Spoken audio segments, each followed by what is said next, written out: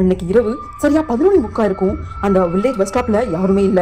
அங்க இருக்கிற ஒரே ஒரு ஸ்ட்ரீட் லைட் டிக் டிக்னு மின்னிக்கிட்டு இருந்துச்சு. மீனா அவ ஃப்ரெண்டு வீட்ல இருந்து திரும்பி வந்துட்டு இருந்தா. கடைசி பஸ் தான் அவளுக்கு தெரியும். சுத்தி பார்க்க யாருமே இல்ல. ஆனா பஸ் ஸ்டாப்ல ஒருத்தர் உட்கார்ந்துருக்காரு. வெள்ளை சட்டை போட்டிருக்காரு. தலையை கீழே பார்த்தபடியே அசைவே இல்லாம உட்கார்ந்துருக்காரு. சரி, நான் தனியா நினைச்சுக்கிட்டு மீனா அவ பக்கத்துல போய் உட்கார்ந்தா. 10 நிமிஷம் ஆகுது, பஸ் வரல, சத்தம் எதுவும் கேட்கல. மீனா ரொம்ப நேரம் கழிச்சு மெதுவா கேட்டா, தாத்தா நீங்க எங்க போறீங்கன்னு. அமைதியா இருந்தாரு. இன்னும் கொஞ்சம் சத்தமா கேட்டா, தாத்தா உங்களுக்கு கேக்குதா அப்படின்னு கேக்குறா. அதே நேரம் லைட் ஒரு தடவையா ஆஃப் ஆகுது. அந்த இருட்டுல யாரோ அவளை கை மேல தொட்ட மாதிரி இருக்கு.